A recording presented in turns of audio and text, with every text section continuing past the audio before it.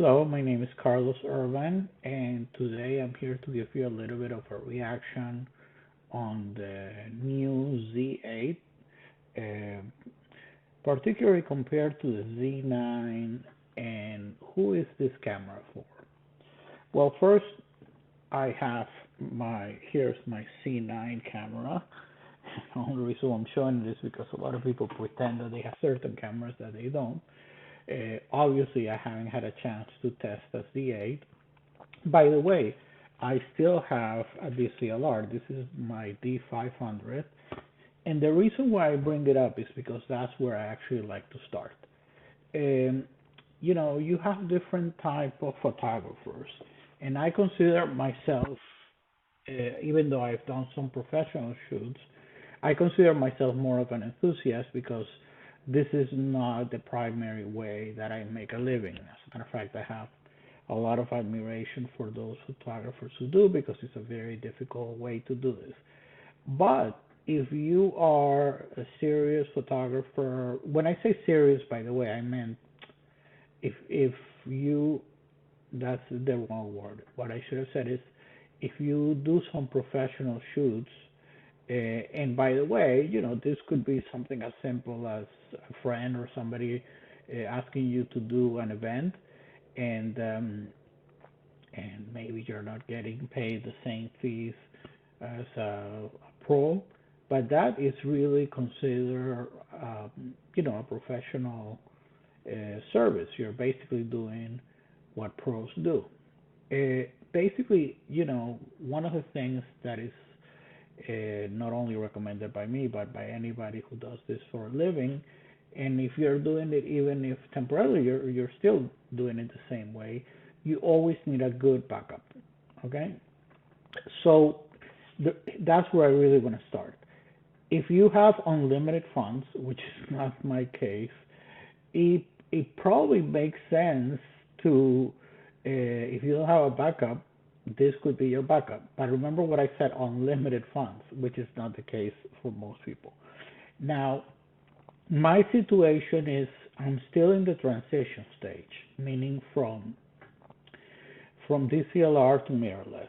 So I started with a D90, then went into a D7000, then for a long time until the launch of the D800. That's that was my first, let's say, expensive camera because I even the D7000 for me $1,000 was a lot of money. And one of the things that I learned, and it's probably the best advice I ever got, is that cameras change all the time, but lenses don't. So for a long time, I would say for almost 10 years, most of my investment was on lenses. Good quality lenses, can last forever. As a matter of fact, I still have all my DCLR lenses, maybe with the exception, I think the D7000, I gave it to somebody who was learning photography, and I gave it to him with my 50 millimeter 1.8, which was one of the first lenses that I got. And but other than that, I have all my DCLR lenses. And I recommend that if you don't have, again, unlimited budget, that for a while you keep your DCLR lenses and use them. That's why the adapter is for. It's going to be a little bit, you know, a little bit more uncomfortable because you're carrying more weight and so on, but it really doesn't matter. Now, the lens that I have right here, which was my first big investment in a S lens, is the 50 millimeter 1.2 because what I probably enjoy the most is portrait photography, and for a long time that was like my dream lens. So I said, well, if I'm gonna get my dream lens, I might as well get one that I couldn't get before because, as you know, the DCLR only went to 1.4, and I love that lens. It's a little heavy, so let's start there, okay, on the big differences between these two cameras. By the way, it's interesting that if you go to these, you can do a quick comparison, but I'm going to go a little bit deeper. First of all, the most obvious thing is that it's smaller. And for photographers, weight matters. And this is something that a lot of people have a hard time getting used to it. It has, a battery pack, and it's very heavy. It's very heavy. When I had my D800, I had a battery pack, and I got used to it. But this is heavier even than that. So I can understand perfectly people who want something lighter. Now, what I'm going to be talking about is mostly if you have a Z9, what should you do? Should you replace your Z9 with your Z8? In my opinion, I wouldn't do that. I would make an effort and try to keep your Z9, okay? Uh, does it make sense to replace your Z7 or Z6 or any of the variations? Yes. The Z9 is the flagship camera, and the Z8 has everything that the Z9 has. Now, some people, I saw some people online in a forum that I belong to, is that they were really upset because they said, "Wow, this is really bad for the people who bought the Z9 because we spent $1,500 more than the people who bought the Z8." Well, first of all, I kind of agree with that, but on the other hand, Nikon is competing with Sony and with Canon and so on. After a year and a half of launching the Z9, they cannot come up with a camera that is worse. In the past, yes, they tended to have, the flagship and then something a little bit lower, but now the main competition for the Z8 is Canon and Sony, and they are coming out at a lower price point. The other thing is one of the reasons why this is more expensive is because of the vertical grip and the battery. If you add the vertical grip and the battery, I haven't checked exactly, but this is going to get close to this price. So a lot of people are thinking, well, then why would I buy a Z9? At this point, if you don't have a Z9, I would buy a Z8. Okay, because it's less expensive, and it's up to you if you want to add the vertical grip later on. The other thing is, I suspect that very soon there is going to be an upgrade to the Z9. It's going to be either Z9S or Z10 or whatever. It's about time. Now it's been almost like a year and a half.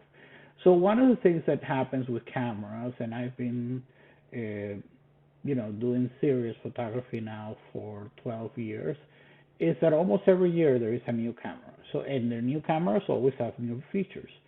So this is not uncommon. That's why my recommendation is to invest in lenses. If you notice, the S lenses, they haven't changed, and they're not going to change for a while.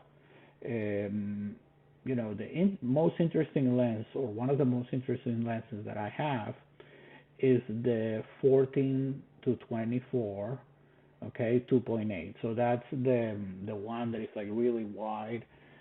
That lens has existed now for like 12 years, and it was never upgraded. So lenses usually, sometimes they get upgraded maybe every 10 years. I mean, the 70 to 200 maybe more often because they put the VR1, VR2, and then the latest version. So that one maybe has gone through more changes. So let's go real quick through the comparisons. I don't want to spend too much time on the comparisons because what you're going to notice if you go, so here on the left I have, Z8 and the Z9. If you go, I think I just, by the way, I recommend that you watch the video that they get here is. So where is the video? The video, I'll show it to you later. So here is pre-order, shipment begins 5/25. I recommend that if you want to buy this camera, order as soon as possible, okay? You may want to order it from several places. You may want to order it directly from them, from B&H, from Adorama. Um, I made the mistake that the Z9, I only order it from B&H, and then when I realized, well, why am I ordering only from one place if it's not available? I should have ordered from other places. By the time I did that, it was already too late. So I had to wait like 4 months, and I didn't. I should have, if I would have done it the first day with all of them, it would have probably been sooner. So let's look at this comparison. Okay, so they have here this comparison. So let's put this a little wider. So image sensor, and it's interesting. They're comparing also versus the D850 because they want once and for all for the D850 users to upgrade to the Z8. So, get them to mirrorless. The price point for the Z9 was probably too high, but now the Z8 is essentially almost the same price as the D850, which, if you take into account inflation, is actually lower than the D850 because obviously, $4,000 today is not the same as $4,000 5 years ago. So basically, image sensor is the same as Z9, so that means it's an upgrade. Everything that has to do with video is an upgrade. It's an upgrade, and here this is something interesting. Highest video resolution, same. Oh, yeah, it's the same. So it's not. Now, for some reason, I thought that there was something different. No, so it's the same. So obviously, I think that there is no real. It makes absolutely no sense to even compare to the D850 because it's obviously going to be superior on everything. So let's spend most of the time here. So let's see where is there something that is not the same. So here is one. So actually, when it comes to recording in 8K, the Z8 is superior to a Z9. Now, again, some people may get upset, but come on, it's been a year and a half later. They have to make some improvements. The battery, interesting, the same batteries as the D850, which is interesting because, again, it's probably more targeted. Oh, no, because what happens is the battery for the Z9 is the one that is for the vertical grip, it's the big one. So this is the small one that fits the D850 as well. Interesting. Dedicated PD port, again, something that Z8 has, the Z9 doesn't have. Now, here is something that I find very interesting. They put CF Express Type B and then XQD. Well, I use my XQD cards on my Z9 and they work perfectly because I had bought XQD cards for my D500. And then I said, well, why am I going to spend so much money when I can also use it? So as far as I know, you can use the SQD card, and I can show it to you. I have an SQD card. I know because I've never even bought the other cards. So you see, this is this right here, SQD card. I have it on my. And that's basically what I've used. It's less expensive, and I already had them. Okay, what else? Obviously, the dimensions are the same. Are different, a lot smaller. But then, if you add the vertical grip, it would be the same. But the point is, there is a lot of people who don't want the vertical grip and don't want the extra weight and extra size. I know some people that hate it. I got used to it, so I don't mind. So let's look at some other things. So here again, 15% smaller than the D850, 30% smaller than the Z9. So this is a comparison really that is important because again, here you're not comparing apples to apples. Here you have the equivalent of having a vertical grip. Here you don't. But then again, if it's even smaller than the D850. What else? Packed with. So if you watch the video is really impressive. Again, all the things that you can do with the Z9, you can do with the Z8, and vice versa. I am curious though, and I was watching a comparison by what is the name of this people? One second, because I think if you want, this is one of the few people that I think that actually have the Z8, so they can really tell you, the difference between the two having it used. Let's see, Pencil. Uh, I'm gonna pause this a second so I can find it. So this one right here, ZA initial review, Pixel. So again, he used both of them, so he can definitely. And what he basically said is, when it comes to autofocus, they are basically the same. So no difference in the autofocus. Obviously, here are some other people that are very well known, but if they don't have the camera, then again, it's opinions based on what I'm doing right now, which is the literature. And to be honest with you, my goal is not so much to say, look, you should do this or you should do that. It's more of what my opinion and what I would do. So let's basically focus on summarize those things. I think if you have a Z9 and you have a mirrorless backup, meaning you have I don't know, like a Z6 or whatever, I would not buy a Z8. Okay. Now, if you are unhappy with your backup, you may want to sell it, because again, the autofocus of the Z6 and Z7 never caught up to the Z9. Then you may want to say, well, you know what, I want to upgrade and I want to have two cameras that I can use as flagship.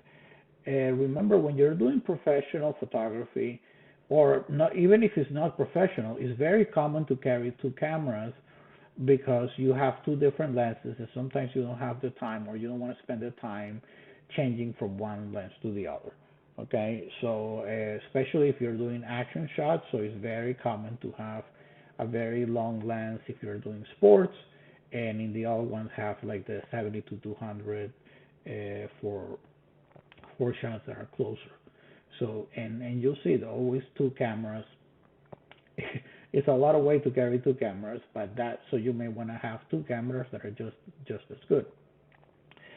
Now, what I would definitely not do is sell my Z9 to buy a Z8. And the reason for that is because they're essentially the same. So I really don't understand. You're going to lose money and to buy a camera that is not better. It's just smaller. And if you put the vertical grip, it's the same size. So I would definitely not do that. Now, if some people are looking for something better than the Z9, just wait a little bit, because the Z9 upgrade, I'm sure, is coming very soon. And the reason why I think so is because they launched this camera and they need to launch something again. And they are not gonna. I don't think they're gonna keep launching any more DSLRs. I think they might have already announced that. So I would wait. Now, if you probably think, well, if I wait, then my Z9 is going to be worth even less. Well, that's a different game. If you're playing timing the market and that type of thing, then that's a very different thing. Now, what about for the people that have a D850, okay, and have not, have been waiting to upgrade to mirrorless and haven't upgraded, or maybe you went to the Z6 or Z7 and you're still not happy, then definitely the Z8 makes sense. It's less expensive than the Z9. It's newer technology, and I don't know. I think once the reviews come in that there is more direct comparison, I would not be surprised if the Z8 is a little better than the C9 in certain things, just because it's newer technology and the autofocus. And even though you can do a lot of firmware upgrades, it's like when the new iPhone comes out. When the new iPhone comes out, it's better than the old iPhone, even if you can do in the old iPhone a lot of firmware. But again, that's more of an educated guess. Uh, What about for people that have not bought a mirrorless camera? Well, again, it depends on your budget. If you have the budget, then I think this is the time. This is the time because now uh, Nikon has proven that they can make, mirrorless cameras just as good, or even in some cases better, because the Z9 in some areas is considered better than Sony and Canon. So definitely, this is a time where if you want to spend less money than the cost of Z9, this may be a good opportunity to upgrade the Z8. Now, why is it that a lot of people said, well, you don't need to necessarily upgrade? I agree. If you look at my website, okay, my website, my best pictures, and again, this is a little plug to my website. My best pictures were all taken with the old cameras. My When I was most active in photography was about 8 years ago. So my best pictures were with the D7000 and the D800. Um, I'm happy with the Z9. I'm really happy with it. It makes everything that I used to do a lot easier, especially when it comes to the autofocus and all that. But that doesn't mean that just because you have a better camera, you're automatically the other camera is useless. Quite the contrary. That's why I still have my D500. My D500, and I'll be honest with you, since I bought my Z9, I haven't used my D500, but I have it as a backup. It's always good to have a backup. I'll tell you one story that happened to me. I used to do a lot of photography, in the water, and I took this picture with the D7000, and there is nothing worse than salt water on your camera. And I got a big splash on my camera, and it was at Nikon like for 6 months because they had to replace so many things. And can you imagine being 6 months without a camera? So that's when I bought the D500, and basically, the D7000 became my backup. Then later I bought the D800. Actually, I bought the D800 before the D500. After the D7000, I bought the D800. But anyway, but then the D800 was a very delicate camera, and you have to be careful with it. So anyway, having a backup is always good. Now your backup doesn't have to be a super expensive camera, but I think the best backup is always the camera, your favorite camera that you had in the past because you're really familiar with it. What else would I like to say? Well, anyway, leave questions or comments or put your questions in the comment section, and I will be more than happy to tell you my opinion. And I've been shooting with Nikon for, let's see, we're in 2023, so I started like 2010, and I was shooting prior to that, but I'm talking about like serious photography, like 2010. And so it's been 13 years, and I can tell you in my experience what I think about this. Now, I'll say one more thing about lenses. Um, if you have the budget and you want to get rid of all your DSLRs and upgrade to your S lenses, great. But I don't have that type of budget, and I spent a lot of time, sorry, a lot of money during, especially between 2000 and 2005. And each year I would buy like my the lens that I really wanted. So I have like all the 2.8s, and I have the macros and so on. And I don't want to sell those lenses for nothing to upgrade to an S lens that is going to be, in that case, the difference is not that big. And I can tell you because I've tried the 24 to 70, 2.8, both lenses, and I cannot tell the difference. So at least for that lens, which is the only one that I've been able to compare, because a friend of mine has the S lens and I have the DCLR lens, couldn't tell the difference, even magnifying at 100%. So anyway, that's basically what I wanted to say, and I hope you enjoyed this video. If I can get a hold of the Z8, which I think I probably will once it comes out, then I'll be able to do a more direct comparison. But to be honest with you, you're already looking at the reviews from people, professionals who've had it for several months, all those ambassadors that Nikon has, and even the ones that are not ambassadors, and they're all telling you that it's the same. So this comparison is really not the one that I think is not the most important thing. When the Z9 came out, then the comparisons versus all the mirrorless, the C7, C6, the A50 were super important because, and also most importantly, Sony and Canon, because this is okay. This is supposed to be the best. Let's see if Nikon finally caught up, and they did. They caught up, and in some cases surpassed. Here, this is a different situation. This is basically, I think, it's an opportunity. It's an opportunity to buy a camera, a mirrorless camera that is as good as the flagship for $1,500 less. And again, I don't think it's an apples to apples comparison because it doesn't have the battery and the vertical grip.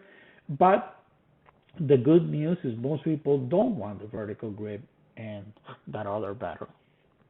This is all they need. So for those people, definitely is a savings of $1,500, which is very rare because if you think about it, this is a year and a half, more than a year and a half after the Z9, and we all know that in the past year and a half, inflation has been very high. So you would have expected, just based on inflation, and let's go in the low part of the range. Inflation, say about 10-15%. You're talking about an extra $700. So the fact that they were able to go under $4,000 is actually really good. Okay, so it's 27 minutes. I didn't plan to go as long. I planned to go like 50 minutes, so sorry that it went a little longer. I hope you enjoyed this video. I'm planning to start posting a lot more videos, so for those who are subscribed, be a little patient. Right now in the summer is when I'm going to start doing a lot of shoots, especially with models, and a lot of tutorials with lighting and studio. And for the new people, I hope you subscribe and that you like this video. Thank you.